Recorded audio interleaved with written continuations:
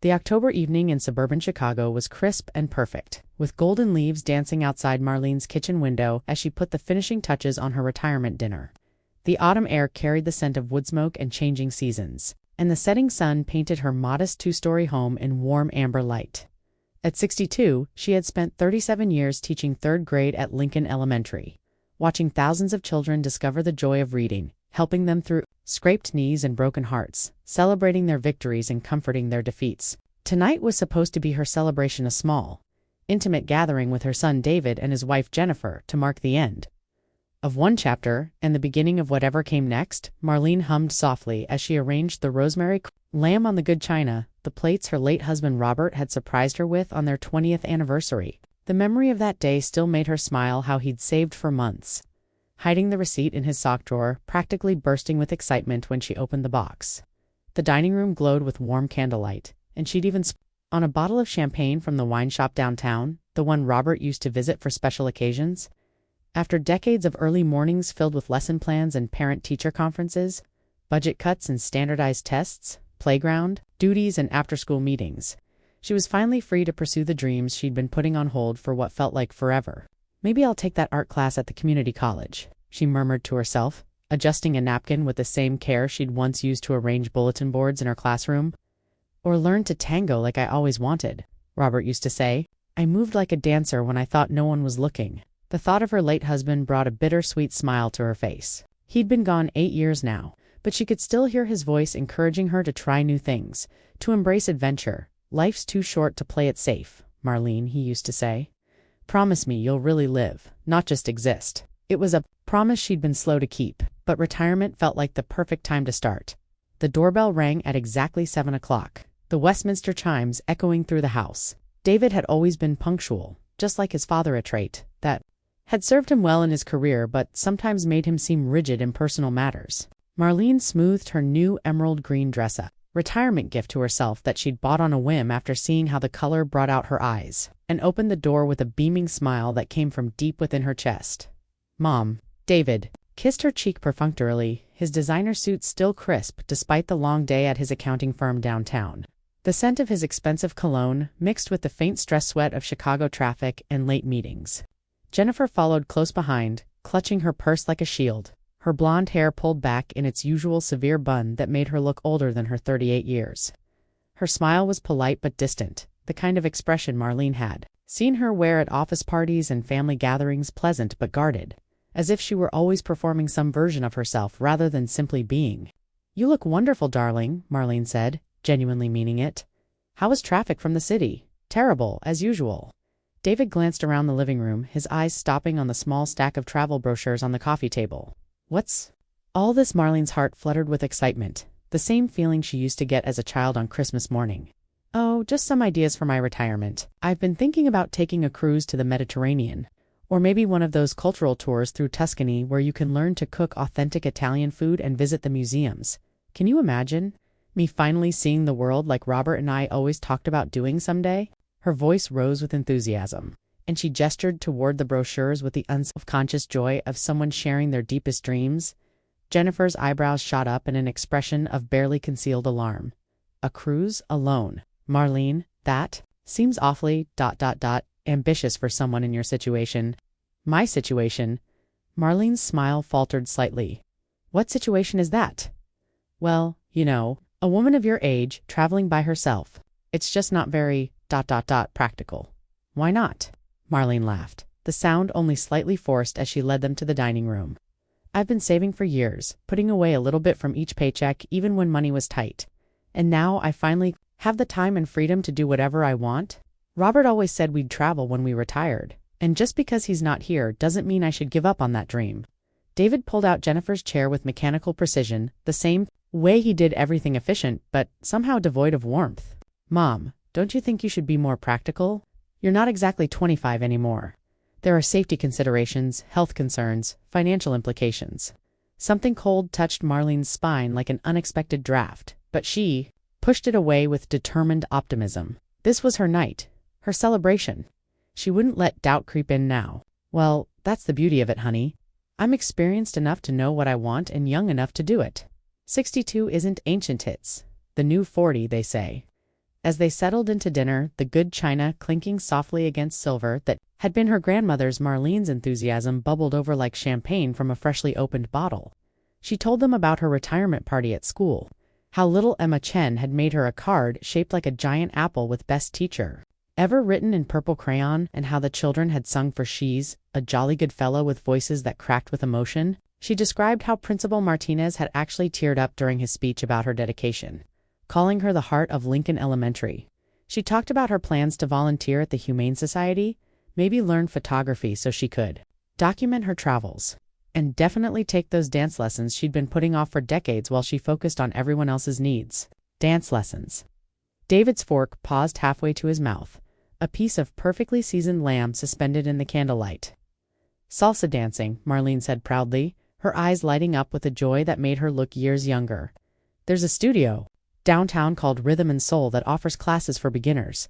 The instructor, Carlos, has amazing reviews online, and he says age doesn't matter. It's all about passion and rhythm. I've been researching it for months, watching videos on YouTube, practicing basic steps in the living room when no one's around. Jennifer made a small noise that might have been a laugh or a cough, quickly covering it with her napkin. Salsa, really, Marlene? At your age, why not? I've always loved music. And Robert used to say I had natural rhythm when we'd dance in the kitchen while dinner was cooking.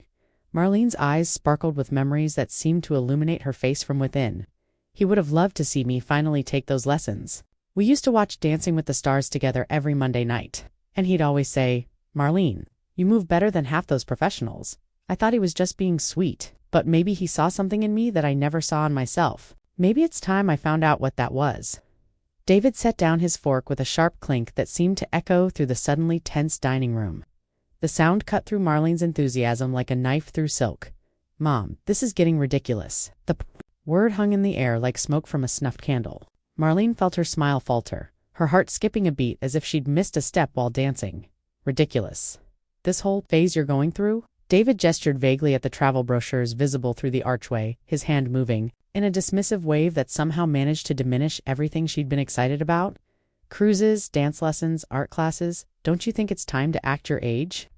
The silence that followed was deafening, filled with the weight of unspoken expectations and years of carefully maintained politeness. Marlene could hear the tick of the grandfather clock in the hallway, the same clock that had marked time through David's childhood, through Robert's illness, through all the quiet evenings when she'd sat alone wondering if this was all there was to life.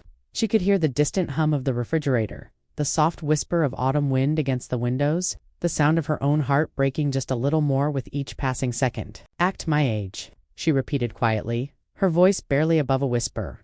You're 62, Mom. You should be thinking about practical things. Downsizing, simplifying your life, maybe moving to a smaller place closer to us where we can keep an eye on you. Jennifer and I could help you find a nice senior community with people your own age with activities appropriate for someone your age, Jennifer added helpfully, her tone suggesting she thought she was being kind. Book clubs, bridge, games, watercolor classes, that sort of thing. Gentle activities, safe activities, age-appropriate activities. Marlene looked at her son, really looked at him and saw a stranger wearing David's face. When had he become so dismissive, so condescending, so afraid of life and joy and spontaneity? This was the boy she'd raised alone after Robert's heart attack when David was only 15.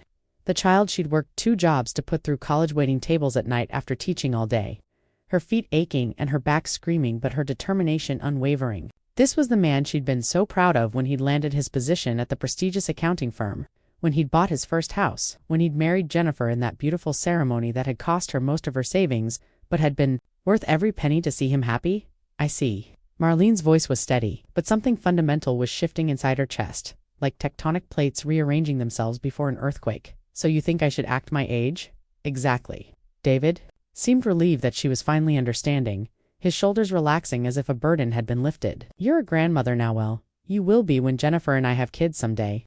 You should be focusing on that chapter of your life, preparing for the role you're meant to play. The sensible chapter, Jennifer added with a tight smile that didn't reach her eyes, the quiet chapter. The chapter where you stay close to home and don't worry us with unpredictable adventures. Marlene nodded slowly, her mind racing like a computer, processing new data and coming to startling conclusions. The lamb was growing cold on their plates, the careful dinner she'd prepared with such love and anticipation turning into a mockery of celebration. The candles flickered in the sudden draft from the heating system, clicking on, casting, dancing, shadows on the walls that seemed to mirror the chaos in her thoughts. "You know what?" Marlene said finally, her voice gaining strength like a symphony building to crescendo. "You're absolutely right. I should act my age." David's shoulders relaxed visibly, and he reached for his wine glass with obvious relief. "Good, I'm glad you're being reasonable about this. Jennifer and I were worried." "I am being reasonable," Marlene agreed, her voice growing stronger with each word. "I'm going to act exactly my age. 62 years old, financially independent after decades of careful saving and smart investing, free from the responsibility of raising children for the first time in 37 years, and finally, enough and wise enough to stop caring what other people think about how I choose to live my life." The temperature in the room seemed to drop 10 degrees, as if someone had opened a window to the crisp October night. "Mom, no, David, you're right. I should act my age. My age means I've earned the right to dance if I want to travel where I want to go, to learn new things and meet new people and embrace adventures I've been postponing for decades. My age means I've paid my dues with 37 years of teaching, 8 years of widowhood, and a lifetime of putting everyone else's needs before my own. My age means I can spend my money however I choose because I'm the one who earned it. My age means I'm wise enough to recognize when someone is trying to put me in a box I don't belong in, even when that someone is my own son." She stood up slowly, deliberately, her chair scraping against the hardwood floor with a sound that seemed to announce the beginning of something new. "My age means I don't have to sit here and listen to my own son tell me I'm too old to live, too old to dream, too old to dance through whatever time I have left on this earth. That's not what I meant, isn't it?" Marlene's green eyes flashed with a fire that had been banked for too long. "You just told me to act my age because I want to take a cruise, because I want to learn to dance, because I want to live instead of just existing, breathing instead of just surviving. You want me to shrink myself down to fit into your idea of what a 62-year-old widow should be, and I'm telling you right now that I'm done with that." Jennifer shifted uncomfortably in her chair, her perfectly manicured fingers twisting her wedding ring, a nervous habit Marlene had noticed whenever family conversations became too real, too honest. "Marlene, maybe we should all just calm down and discuss this rationally." "I am calm," Marlene said, and she realized with surprise that it was absolutely true. For the first time in years, perhaps decades, she felt completely, crystallinely calm. The kind of calm that comes from finally seeing the truth clearly, after years of living in a fog of other people's expectations. "I'm calm because I finally understand something that's been eluding me for far too long. I've been waiting for permission to live my life. Permission from you, from society, from some invisible rule book about what 62-year-old women are supposed to do and want and dream about." She walked to the window and looked out at the Chicago skyline twinkling in the distance like earthbound stars, the city lights reflecting her own internal awakening. "But I don't need permission. I never did. I've been living like I needed someone else's approval to take up space in my own life, to make choices about my own future, to spend my own money on my own dreams." "Mom, you're being dramatic." Marlene turned back to her son with a look so fierce and determined that it made him stop mid-sentence, his mouth hanging slightly open. "Dramatic? You haven't seen dramatic yet, David? Dramatic would be if I told you exactly what I think about your attitude toward women, toward aging, toward life itself. Dramatic would be if I pointed out that you've become exactly the kind of man your father would be ashamed of, the kind who tries to control and diminish the women in his life under the guise of protecting them." David's face went white, then red, then white again, emotions cycling across his features like storm clouds. "How dare you? How dare I? What? Speak the truth." "Tell you that your father would be horrified that his son grew up to be the kind of man who tries to shrink his own mother down to fit into a box labeled appropriate for her age. Robert believed in living fully, in embracing every moment, in dancing through life instead of tiptoeing around it. He would look at you right now and wonder where he went wrong in raising you." The silence stretched between them like a chasm, opening in the earth, deep and unbridgeable. Jennifer was staring at her plate as if it held the secrets of the universe, clearly wishing she was anywhere else in the world. David's jaw worked like he was chewing words too bitter to swallow, his hands clenched into fists on the table. "I think," Marlene said quietly, her voice steady as bedrock, "that you should leave now, both of you. This dinner is over."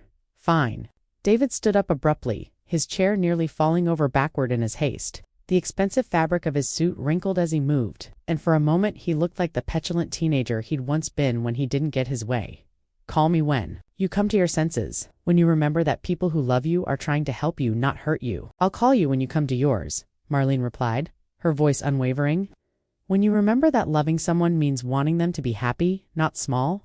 When you understand that helping someone doesn't mean taking away their choices. She stood in the doorway and watched them walk to their silver BMW, Jennifer's heels clicking on the sidewalk like a countdown to freedom. The sound echoed in the crisp October air, mixing with the distant hum of traffic and the rustle of leaves in the wind. David didn't look back, his spine rigid with wounded pride and stubborn conviction that he was right. The car pulled away, smoothly, its expensive engine purring into the night, leaving Marlene alone with the wreckage of what was supposed to be her celebration.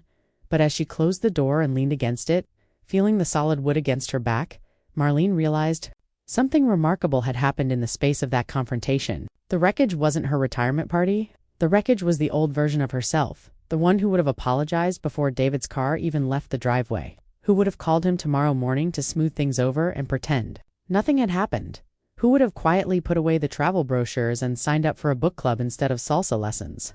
The woman who would have chosen peace over authenticity, approval over joy. That woman was gone forever, swept away, like autumn leaves in a sudden windstorm, and in her place stood someone new, someone who sparkled with possibility, someone who was finally, gloriously, authentically going to act her age, and her age was magnificent. The next morning, Marlene woke up with the kind of clarity she hadn't felt in decades, as if someone had cleaned the windows of her soul and let the sunlight stream in unfiltered. The autumn sun streamed through her bedroom windows, painting everything in shades of gold and possibility, and for the first time since Robert's death 8 years ago, she felt truly alive. Not just breathing, not just existing, but vibrantly, completely alive. She made her coffee strong, black, no sugar, the way Robert used to drink it and the way she'd always secretly preferred, and sat at her kitchen table with the stack of travel brochures that had started last night's revolution. The Mediterranean cruise brochure was on top, its glossy photos of azure seas and ancient ruins beckoning to her like old friends calling her name. She ran her finger along the ship's elegant lines and made her first decision of her new life. "Screw appropriate," she said out loud, surprising herself with the vehemence in her voice and the liberation that came with speaking words she'd never allowed herself to say before. Then she laughed, a real laugh. Not the polite chuckle she'd been offering the world for years, but a full-bodied sound of pure joy that seemed to bubble up from somewhere deep inside her chest. It was the laugh of a woman who had just remembered what it felt like to be herself. By 10 o'clock, she was dressed in her favorite jeans, the ones Jennifer had once commented were too young for her, and a soft cashmere sweater in deep burgundy that brought out the warmth in her green eyes. She stood in the travel agency downtown, Wanderlust Travel, a small family-owned business she'd been walking past for years but never had the courage to enter. The young woman behind the counter, Maria, looked up with a professional smile that became genuine when she saw Marlene's determined expression and the spark of adventure in her eyes. "How can I help you today?" Maria asked, her dark eyes bright with curiosity. "I want to book a cruise," Marlene said firmly, placing her hands flat on the counter as if claiming her territory. "Mediterranean, November departure, single occupancy. The best cabin I can afford, and I can afford quite a lot." Maria's fingers flew over her keyboard with practiced efficiency. "Wonderful. Are you celebrating something special, anniversary, birthday?" "My life," Marlene said simply, the words carrying more weight than their simplicity suggested. "I'm celebrating the fact that I'm finally old enough to stop asking permission to live it." 2 hours later, she walked out with a confirmed booking.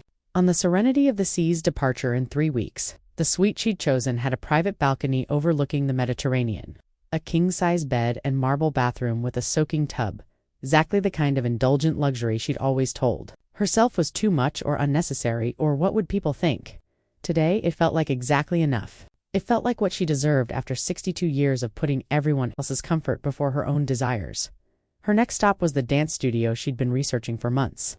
Rhythm and Soul Dance Academy was housed in a converted warehouse in River North, its windows overlooking the Chicago River. Marlene could hear the music before she even opened the door, a sultry Latin beat that made her heart race with anticipation. The studio was all polished, hardwood floors that gleamed under track lighting and mirrored walls that reflected movement and possibility. Dancers of all ages moved to the rhythm, teenagers with boundless energy, young professionals stealing an hour from their lunch breaks, middle-aged couples rediscovering romance, and yes, several people who looked to be her age or older, all united by the universal language of music and movement. In the center of it all was Carlos Mendez, the instructor she'd seen on the website. He was probably in his 50s, with silver threading through his dark hair and the kind of grace that came from decades of dance, his body moving with the music as naturally as breathing. "You must be Marlene," he said when she approached during a break, his smile warm and welcoming. His accent was musical, carrying hints of his Puerto Rican heritage. "You called about the beginners class." "I did. But I need to ask you something first, and I need you to be completely honest with me." Marlene took a breath, gathering her courage. "Is 62 too old to learn salsa? Really learn it, not just shuffle around pretending?" Carlos's smile was radiant, transforming his entire face. "Señora, I have students in their 70s who dance circles around people half their age. My own grandmother was still dancing merengue at 85 age. Is just a number. Passion is what matters. Fire in the soul, music in the heart, that's what makes a dancer." "Then I'm definitely in the right place," Marlene said, feeling that familiar flutter of excitement, mixed with terror that came with stepping into the unknown. The beginners class was that evening at 7 o'clock. Marlene arrived early, her stomach fluttering with nervous excitement that reminded her of her first day of teaching 37 years ago.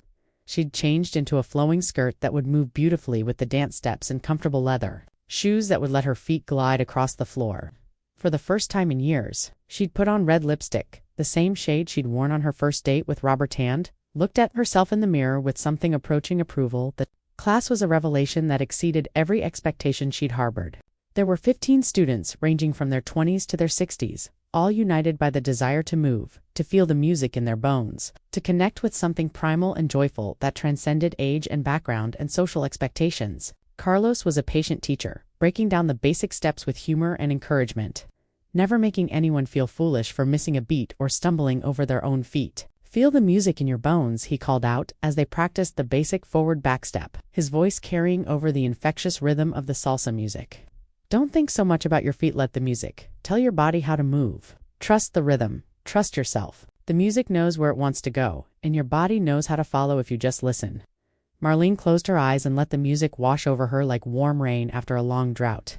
The rhythm seemed to unlock something in her chest, something that had been caged for so long she'd forgotten it existed, a wildness, a joy, a connection to her own physical being that had nothing to do with being appropriate or sensible or agile. When she opened her eyes, she was moving with a fluidity that surprised her, her hips swaying naturally, her feet finding the beat as if they'd been waiting their whole life for this moment. "Beautiful." Carlos appeared beside her, his eyes shining. With the enthusiasm of a teacher who recognized natural talent, "You have natural rhythm, just like your husband said. You feel the music in your soul, not just your head." "He always said I should dance," Marlene said, not breaking her stride, her voice slightly breathless from exertion and excitement. "He used to put on music while we cooked dinner and sweep me around the kitchen. I always thought he was just being silly, but maybe he saw something in me that I couldn't see in myself." "Then this is for him too," Carlos said gently, his voice carrying the wisdom of someone who understood that dance was about more than just movement. "The music connects us to everyone we've loved, everyone who believed in us. When you dance, you carry them with you." After class, Marlene felt like she was floating on air, her whole body humming with energy she hadn't felt in decades. Her cheeks were flushed with exertion and joy, her hair slightly mussed from the movement, and she couldn't stop smiling. In the mirror, she caught a glimpse of herself and barely recognized the woman looking back, this person who looked alive, vibrant, beautiful in a way that had nothing to do with youth and everything to do with authenticity. She looked like a woman who had just remembered what it felt like to inhabit her own body with joy instead of merely carrying it through the world like a burden. "Same time next week?" Carlos asked as she gathered her things, slipping her feet back into the sensible shoes she'd worn to the studio. "Absolutely. In fact, do you offer private lessons?" "I'm willing to pay whatever it costs." Carlos raised an eyebrow, intrigued. "But they're quite expensive. And usually people start with group classes for several months." "I have a cruise in 3 weeks," Marlene interrupted, her voice filled with determination. "A Mediterranean cruise where I plan to dance every single night. I want to be able to dance properly by then, not just stumble through the basic steps. I want to feel confident, graceful, like I belong on that dance floor." Carlos's eyes lit up with understanding and excitement. "Ah, a cruise. There will be dancing every night, the ballroom, the deck parties, the themed evenings. You'll need to know the basics of salsa, merengue, maybe some bachata, and definitely some ballroom basics like foxtrot and waltz for the formal nights." "Then teach me everything," Marlene said without hesitation, her voice carrying the same decisive tone she'd used when booking her cruise. "I have 37 years of dancing to catch up on, and apparently not much time to waste." They scheduled 3 private lessons per week, leading up to her departure, an ambitious schedule that would normally take months to complete. As Marlene walked to her car, she caught her reflection in the studio window and almost didn't recognize herself.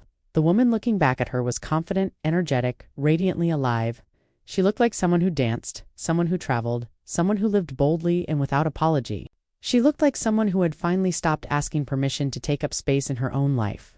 The next few days passed in a whirlwind of activity that made Marlene feel more alive than she had since Robert's death. She went shopping for Cruz clothes, actually enjoying the process for the first time in years instead of seeing it as a necessary chore. She bought flowing dresses in jewel tones that made her skin glow emerald green, sapphire blue, ruby red comfortable walking shoes for exploring ancient cities, and a stunning red evening gown that made her feel like Grace Kelly in her prime. The saleswoman, a young girl barely out of college, kept complimenting her choices and asking about her upcoming adventure with the kind of enthusiasm usually reserved for much younger women. She also made an appointment with Thomas Patterson, her lawyer, to discuss updating her will. The conversation was brief but significant, taking place in his oak-paneled office overlooking the Chicago River, the same office where she and Robert had signed their first wills 30 years ago. "I want to make some changes," she told him, sitting across from his mahogany desk with a confidence that surprised even her. "I want to establish a scholarship fund for non-traditional students, people who want to go back to school later in life. People who want to chase dreams they thought they'd missed their chance at, and I want to endow a program at the community college for seniors who want to learn new skills, dance, art, languages, whatever feeds their souls." "That's very generous, Marlene. A wonderful legacy." Thomas made notes on his legal pad, his pen scratching across the paper. "In the remainder of your estate." Marlene was quiet for a moment, thinking about the conversation that had started this transformation. "Put it in trust for any grandchildren I might have, but don't tell David about the structure. He gets nothing directly unless he apologizes and means it, truly means it, not just says the words to get access to money." Thomas raised an eyebrow but said nothing. He'd been her lawyer for 15 years and had seen the aftermath of her husband's death, witnessed the way David had briefly tried to control her finances for her own good until she'd firmly shut that down. He understood family dynamics better than most. "I'll draft the documents by Friday," he said simply, his voice carrying no judgment. "One more thing," Marlene added, straightening in her chair. "I want to make sure David knows about the changes. Not the details, just that I've updated my will and that my priorities have shifted. Let him wonder what that means. Of course, any particular reason for the timing?" Marlene smiled, and Thomas caught a glimpse of the steel beneath her gentle exterior. "I'm acting my age, Thomas. And my age includes being smart enough to use my resources to encourage the kind of behavior I want to see in the world." That evening she called David. He answered on the third ring, his voice carefully neutral. "Hi, Mom, David. I wanted to let you know I've updated my will today." The silence stretched between them like an ocean. "I see," he said finally. And I thought you should know. I'm acting my age, remember? That includes making sure my affairs are in order." "Mom, about the other night, don't," Marlene said gently. "Don't apologize unless you mean it, and don't mean it unless you understand what you're apologizing for." Another silence. "I also wanted to let you know I'll be traveling for the next month or so. I'm taking that cruise we discussed." "Mom, goodbye, David. I love you. I hope someday you'll remember that loving someone means wanting them to be happy, not small." She hung up before he could respond, and for the first time in 8 years, she didn't immediately second-guess herself. She didn't reach for the phone to call him back. She didn't apologize for setting a boundary. Instead, she put on her favorite Musica Cuban jazz compilation Robert had given her for their anniversary and practiced her salsa steps in the living room. The grandfather clock chimed 9 o'clock, and Marlene realized she was dancing alone in her house at night and didn't care who thought it was appropriate. She was acting her age, and her age was magnificent. 3 weeks later, Marlene stood on the deck of the Serenity of the Seas as it pulled away from the port of Miami. The November sun was warm on her face, and the Atlantic Ocean stretched endlessly before her. She was wearing a flowing white sundress and oversized sunglasses, her hair loose around her shoulders for the first time in years. First cruise. The voice beside her belonged to a woman about her age, with silver hair and kind eyes. "Yes, and you." "Third, this year?" The woman laughed. "I'm Eleanor, and I'm completely addicted to cruise life. My husband passed 2 years ago, and I decided I was going to see the world before I join him. I'm Marlene. My husband died 8 years ago, but I'm just now getting around to the world-seeing part." Eleanor's smile was understanding. "Better late than never. What finally got you moving?" "My son told me to act my age," Marlene said. "So I did." Eleanor threw back her head and laughed. "Oh, I like you already." Come on, let's get some champagne and you can tell me all about it. And so began the most transformative week of Marlene's life. Eleanor became her instant friend and guide to cruise life, showing her all the best spots on the ship and introducing her to the community of solo travelers who'd found family in each other. There was Margaret, a retired nurse from Seattle who'd been taking cruises for 5 years and knew every crew member by name. There was Frank, a widowed professor from Boston who organized trivia teams and wine tastings. There was Carmen, a former Broadway dancer who'd rediscovered her love of performing in the ship's talent shows. "We're the Misfits," Eleanor explained over dinner their first night. "That's what we call ourselves. We're all the people who were supposed to settle into rocking chairs and instead decided to rock the boat." The dining room was elegant, with soft lighting and a live jazz quartet. Marlene had chosen the red evening gown she'd bought specifically for this trip, and she felt like a different person entirely. "Tell us about this son of yours," Margaret said, cutting into her sea bass. "The one who inspired your transformation." Marlene found herself telling the whole story: the retirement dinner, David's condescension, her quiet rebellion. The table listened with expressions ranging from sympathy to outrage to admiration. "Good for you," Frank said when she finished. "I went through something similar with my daughter. She wanted me to move into assisted living after Martha died. Dad, you need to be realistic about your limitations." I told her the only limitation I had was her lack of imagination. "Did she come around?" Marlene asked. "Eventually, when she saw me ziplining in Costa Rica, she realized I wasn't exactly ready for the nursing home." Carmen leaned forward. "The thing about our kids is they see us as parents first, people second. They forget we had whole lives before they existed, and that we're going to have whole lives after they leave," Eleanor added. "Speaking of which, didn't you mention something about dance lessons?" Marlene's face lit up. 3 weeks of private lessons with the most patient instructor in Chicago. I can actually salsa now. Perfect." Carmen clapped her hands. "Because there's dancing every night, and the ship's dance instructor is fabulous. You simply must join us." That night, Marlene found herself in the ship's ballroom, surrounded by couples and solo dancers all moving to a Latin rhythm that made her blood sing. She'd been nervous at first, but Carlos's training had given her confidence. When a distinguished gentleman with kind eyes asked her to dance, she accepted without hesitation. His name was James, and he was traveling with his sister and her husband. He was a retired history professor from California, recently widowed, taking his first vacation in 2 years. "You're a lovely dancer," he said as they moved together to a romantic bolero. "Very natural. I just started learning," Marlene admitted. 3 weeks ago, I couldn't even do a basic step." 3 weeks. You're remarkably gifted." They danced for 3 songs, talking easily between numbers. James was intelligent and funny, with a dry wit that reminded her of Robert. When the band took a break, he walked her back to her new friends. "I hope I'll see you tomorrow night," he said. "I'll be here," Marlene promised. As she got ready for bed in her beautiful suite, Marlene caught sight of herself in the mirror. Her cheeks were flushed from dancing, her hair slightly tousled, her eyes bright with excitement. She looked like a woman who was living, not just existing. The days that followed were a revelation. Marlene threw herself into ship life with an enthusiasm that surprised even her. She took a cooking class and learned to make authentic Italian pasta. She joined a photography workshop and discovered she had an eye for capturing light and shadow. She attended lectures on art history and astronomy, feeding a curiosity that had been dormant for years. But it was the evenings that truly transformed her. Every night she danced, sometimes with James, who became a regular partner and friend, sometimes with other passengers who appreciated her growing skill and natural rhythm, sometimes alone, lost in the music and the joy of movement. "You're glowing," Eleanor observed, on their 4th night as they watched the sunset from the deck. "I've seen a lot of people discover themselves on these trips, but you're something special." "I feel like I'm waking up after a very long sleep," Marlene said. "Like I've been living in black and white, and someone just turned on the color." "That's what happens when you stop letting other people write your story," Carmen said, joining them at the rail. "You remember you're the author of your own life." The ports were magical. In Barcelona, Marlene explored Gaudi's architectural wonders and ate tapas at a sidewalk cafe. In Rome, she stood in the Colosseum and felt the weight of history.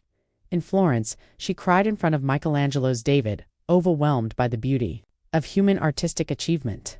But it was in Santorini that she had her most profound moment. She was sitting alone at a cliffside cafe, watching the sunset over the Aegean Sea, when her phone buzzed with a text from David. "Mom, I'm worried about you. Jennifer saw your Facebook posts from the cruise. This isn't like you. Please call me." Marlene looked at the message for a long moment, then at the photos she'd been posting. There she was, dancing on the ship's deck, learning to cook in the galley, standing triumphantly at the bow with the Mediterranean wind in her hair. In every photo she was radiant, alive, completely herself. She typed back, "This is exactly like me. You just never bothered to find out who I really was." She didn't send it. Instead, she deleted the message and put her phone away. Then she ordered another glass of wine and watched the sun paint the sky in shades of orange and pink that no artist could ever truly capture. "Magnificent sunset," James said, appearing at her table. "Mind if I join you?" "Please do." Marlene gestured to the empty chair. They sat in comfortable silence for a while, watching the light fade over the sea. Finally, James spoke. "I've been thinking about what you said the other night, about your son telling you to act your age. Oh, I had a similar conversation with my daughter before I left. She thinks I'm having some kind of midlife crisis. I told her I'm 73 if I'm having a midlife crisis. I plan to live to be 146. Marlene laughed. "I love that. The thing is, I think they're afraid of us, our children. They're afraid that if we're still growing, still changing, still becoming, then they have to admit they don't know us as well as they thought. And that's terrifying when you're trying to put people in neat little boxes." "But we're not box-shaped people," Marlene said. "No, we're not. We're ocean-shaped, vast and deep and constantly moving." That night, Marlene danced until the band stopped playing. James was her partner for most of the evening, but she also danced with strangers, with the crew members, with anyone who wanted to share the joy of movement and music. As she finally headed to her suite, she realized something profound had happened. She'd stopped measuring her life by other people's expectations. She'd stopped shrinking herself to fit into spaces that were too small for her spirit. She was acting her age, and her age was beautiful. The flight from Rome to Chicago felt like traveling between two different worlds. Marlene pressed her face to the window as they descended through the clouds, watching the familiar grid of her city spread out below. But she wasn't the same woman who'd left 3 weeks ago. The woman returning home had been transformed by salt air and music, by new friendships and the intoxicating discovery of her own power. Her phone had been buzzing with messages throughout the flight, texts from David, voicemails from Jennifer, even a concerned call from her neighbor, Mrs. Patterson, who'd been watching her house. Apparently, her Facebook posts had caused quite a stir in her suburban circle. "Marlene, this is getting out of hand," Jennifer's voice was tight with disapproval in the most recent voicemail. "David is beside himself. We need to talk when you get home." Marlene listened to the message and felt ... nothing. No guilt, no anxiety, no urge to immediately call and apologize. Just a mild curiosity about what exactly had them so rattled. She found out soon enough. When she pulled into her driveway, David's BMW was already there. He was sitting on her front steps, his expensive suit wrinkled, his face haggard. He looked like he'd been there for hours. "Mom," he stood up as she got out of her car, his eyes taking in her appearance. She was wearing comfortable jeans and a flowing silk blouse, her hair loose and sun-streaked from the Mediterranean. She looked relaxed, confident, beautiful. She looked happy. "David," she pulled her suitcase from the trunk, not hurrying. "This is a surprise. We need to talk. I need to unpack first." She walked past him to unlock her front door. "You can come in if you'd like." He followed her inside, and she could feel his eyes on her as she moved through her house. Everything was the same, but somehow it all looked different. The rooms seemed smaller, more confining. The careful decorating that had once made her proud now felt like a museum of a life she'd outgrown. "Mom, what's going on?" David's voice was strained. "Jennifer showed me your Facebook page. You're different." "Different? How?" Marlene asked, genuinely curious. "You're posting pictures of yourself dancing with men. You're drinking wine at lunch. He struggled for words. "You're acting like some kind of party girl." Marlene set down her purse and really looked at her son. When had he become so uptight, so fearful of joy? "I'm acting like a woman who's finally learned to enjoy her life. But what will people think?" "Which people, David? The neighbors, the book club ladies, the church committee?" Marlene's voice was gentle but firm. "I spent 50 years caring what people thought. 50 years making myself smaller so other people would be comfortable. I'm done with that." "But you're 62? "Yes, I am. I'm 62 years old, which means I've earned the right to dance if I want to. I've earned the right to drink wine at lunch, to wear red lipstick, to travel alone, to make friends with people who appreciate me for who I am instead of who they think I should be." David sank into Robert's old chair, his head in his hands. "I don't understand what's happening to you. I'm growing, David. I'm becoming. I thought I was finished at 62, but it turns out I was just getting started. What about your responsibilities? Your commitments? What about family? What about them?" Marlene sat across from him, her voice calm. I've been responsible. For 44 years, I raised you, buried your father, worked full-time, volunteered at church, hosted every holiday, remembered every birthday. I've been so responsible that I forgot to live. And now I'm living. I'm taking salsa lessons twice a week. I'm planning another cruise in the spring. I'm considering taking Italian lessons at the community college.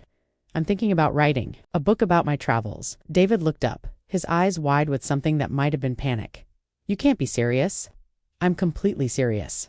I've never been more serious about anything in my life. What about when you get sick? What about when you need help? What about when you're really old? I'll deal with those things when they happen, just like every other human being on the planet.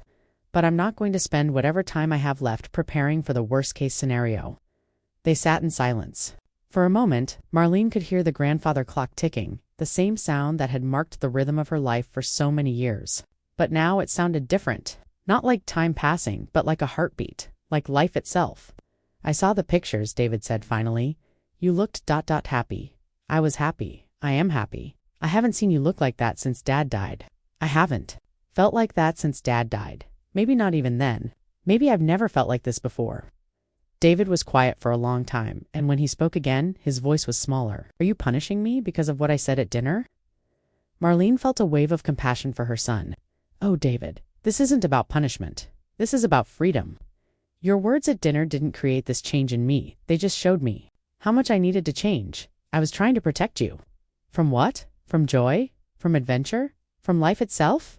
From getting hurt? From being disappointed? From making mistakes? Sweetheart, I'm 62 years old. I've been hurt before, and I've survived. I've been disappointed before, and I've recovered. I've made mistakes before, and I've learned from them. Protecting me from life isn't protecting me at all, it's burying me alive. David's shoulders sagged. I don't know how to think about you this way. What way? As a person, apart from being my mother, apart from being Dad's wife. Just ... as Marlene. It was the most honest thing he'd said in years, and Marlene felt her heart open to him. That's exactly what I'm learning to do too. How to be just Marlene. I'm scared, he admitted. If you're not the mother I've always known, then who are you, and who am I? You're still my son, Marlene said gently. That will never change. But you're also a grown man who needs to figure out who he is without defining himself by who he thinks I should be. They talked for another hour, and while it wasn't easy, it was real. David didn't apologize, not yet, but he listened. He asked questions. He looked at her Facebook photos again, and this time he saw what everyone else saw, a woman who was vibrantly, magnificently alive. There's something else, Marlene said as he was getting ready to leave. I've updated my will. David tensed. Mom, I'm not cutting you out, she said quickly, but I am making sure that my money goes to causes I believe in. I'm funding scholarships for non-traditional students. I'm endowing a program for seniors who want to learn new skills. I'm making sure that when I'm gone, I'm still helping people who want to grow and change and become. That's very generous. It's selfish, actually. I want to be remembered as someone who helped other people live fully. Someone who refused to accept that 62 was the end of the story. After David left, Marlene stood in her kitchen and looked around at the life she'd built. It was a good life, but it was also a small life. She pulled out her laptop and started researching real estate in different cities, different countries. She looked at apartments in Barcelona, cottages in Tuscany, condos in San Diego with ocean views. She wasn't necessarily going to move, but she wanted to know that she could. She wanted to know that every day she stayed in this house was a choice, not a default. Her phone rang. It was Carlos from the dance studio. Marlene, how was your cruise? Did you get to dance? Every single night, she said, smiling at the memory. Carlos, I want to sign up for intermediate classes, and I want to learn bachata too. Excelente. You're really committed to this. I'm committed to being the person I was meant to be, Marlene said. It just took me 62 years to figure out who that was. That evening, she made herself a simple dinner and ate it by candlelight. Not because she was trying to be romantic, but because she liked the way the light danced on the walls. She put on her Cuban jazz music and practiced her salsa steps in the living room, not caring that the neighbors might see her through the windows. She was acting her age, her magnificent, vibrant, unapologetic age. The next morning brought an unexpected visitor. Marlene was in her garden, planning where to plant the lavender she'd fallen in love with in Provence when she heard a car door slam. She looked up to see Jennifer walking across her lawn, her expression unreadable. Jennifer. Marlene stood up, brushing dirt from her hands. This is a surprise, Marlene. we need to talk." Jennifer's voice was different, somehow less brittle. More uncertain, of course. "Would you like some coffee?" They sat at Marlene's kitchen table, the same spot where everything had changed 3 weeks ago. But now Jennifer was the one who seemed uncomfortable, fidgeting with her purse strap. "I owe you an apology," Jennifer said finally. "David told me about your conversation yesterday, and I've been thinking about what happened at dinner. I was wrong. We were both wrong. You weren't being ridiculous. You were being brave, and I was jealous." Marlene blinked in surprise. "Jealous? I'm 38 years old, and I've never done anything spontaneous in my life. I've never traveled alone, never taken a dance class, never even ordered dessert without asking David. If it was a good idea, and here you are at 62, booking cruises and learning salsa and posting pictures of yourself looking absolutely radiant, and I realized ... Jennifer's voice cracked slightly. "I realized I've been living my life like I'm already dead." The kitchen fell silent except for the tick of the grandfather clock and the distant sound of children playing in the street. "Jennifer," Marlene said, gently, "it's never too late to start living, isn't it? I'm almost 40. I've spent 15 years trying to be the perfect wife, the perfect daughter-in-law, the perfect everything. I don't even know who I am underneath all that perfection. Then maybe it's time to find out." Jennifer looked up, her eyes bright with unshed tears. "How did you do it? How did you just change everything?" "I didn't change everything," Marlene said. "I changed the most important thing. I changed my mind about what was possible. But what if I fail? What if I try to be different and I'm terrible at it? Then you'll be terrible at it for a while, and then you'll get better. That's how learning works. That's how living works." Jennifer laughed, a shaky sound. "David thinks I'm having some kind of breakdown because I've been researching pottery classes. Are you having a breakdown?" "Maybe. Or maybe I'm having a breakthrough. I saw your cruise photos and I thought, when was the last time I looked that happy? And I couldn't remember. I literally couldn't remember the last time I felt joy." Marlene reached across the table and took Jennifer's hand. "Joy isn't a reward for good behavior.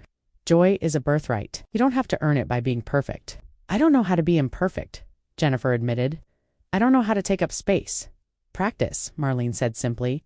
"Start small. Take the pottery class. Order dessert. Wear a color that makes you happy instead of one that goes with everything. Speak up when you disagree instead of staying quiet to keep the peace.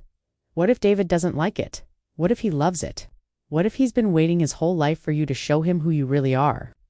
Jennifer stayed for another hour, and by the time she left, she looked different. Not transformed, that would take time, but awakened, like someone who just remembered she had choices.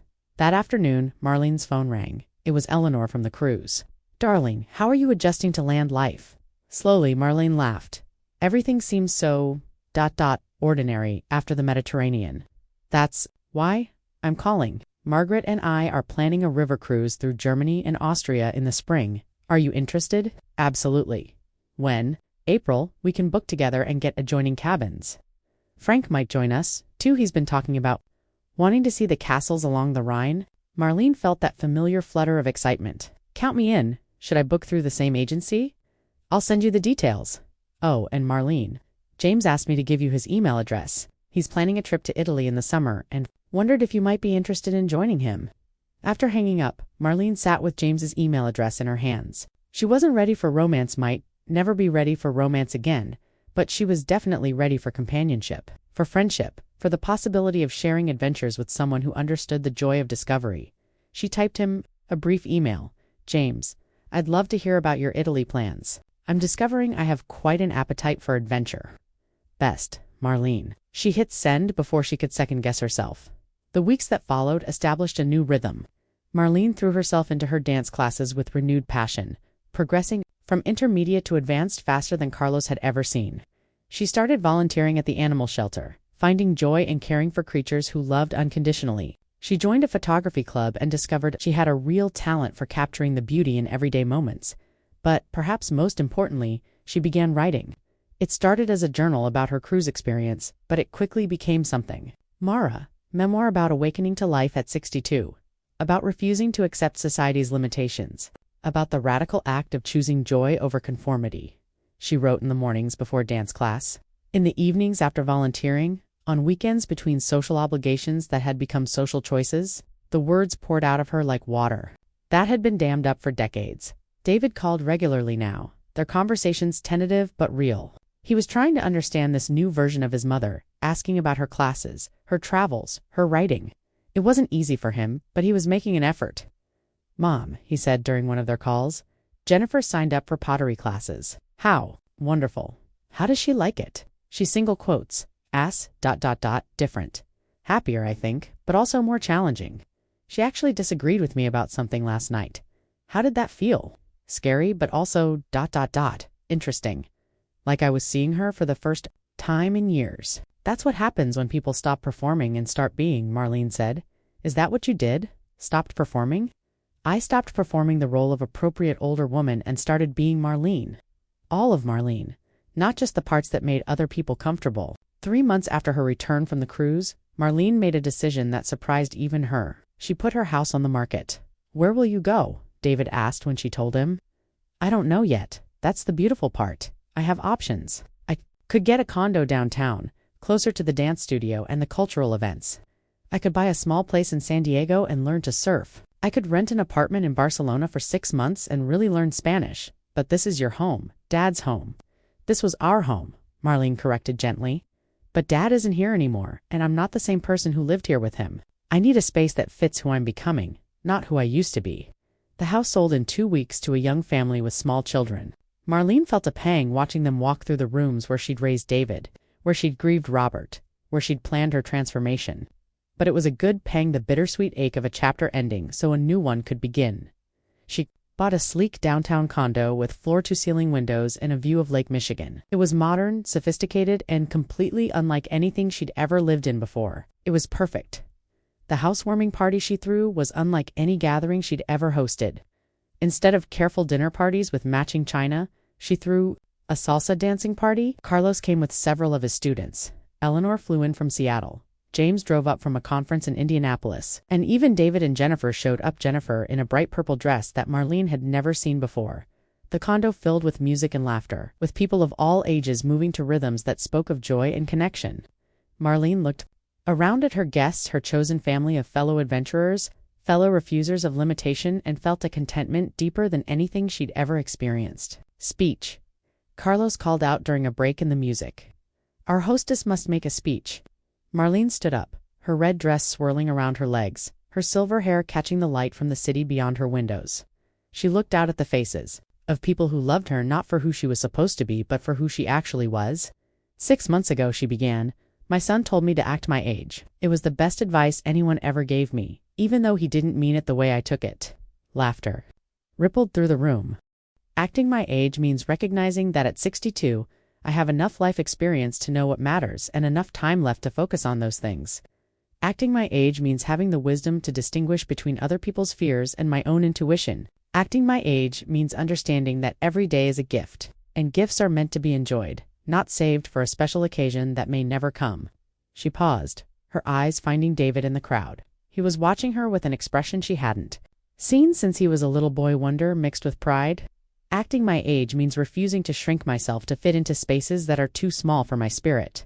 It means dancing when I want to dance, traveling when I want to travel, speaking my truth when I want to speak it. It means living like the magnificent, complex, ever-evolving woman I am instead of the quiet, appropriate grandmother someone else thinks I should be." The room erupted in applause and cheers. Marlene raised her champagne glass. "So here's to acting. Our age, whatever age that might be.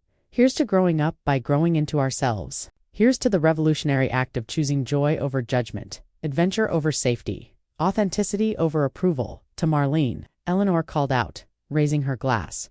"To acting our age." The room chorused back as the party continued around her. Marlene stepped onto her balcony and looked out over the city lights. Chicago spread before her like a constellation of possibilities. Somewhere in those lights were dance studios and art galleries, theaters and restaurants, travel agencies and bookstores. Somewhere in those lights was the rest of her life. Waiting to be lived, her phone buzzed with a text from James. "Italy trip confirmed for June. 6 weeks, Rome to Venice. Still interested in joining me?" She typed back without hesitation. "Absolutely. When do we leave?" Behind her, the music swelled and she could hear her guests calling for her to come back and dance. She smiled, slipped her phone into her purse, and walked back into her new life, a life where every day was a choice to grow, to explore, to become. She was 62 years old, and she was just getting started at the end of the night. After the last guest had left and the caterers had cleaned up, Marlene stood alone in her new home.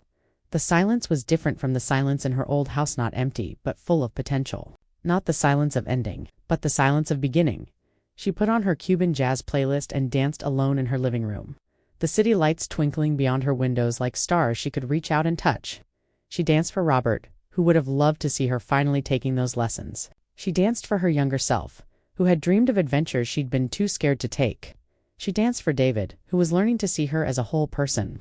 She danced for Jennifer, who was just beginning to discover her own capacity for joy. But mostly she danced for herself, for the woman who had finally, gloriously, magnificently learned to act her age. And her age was beautiful.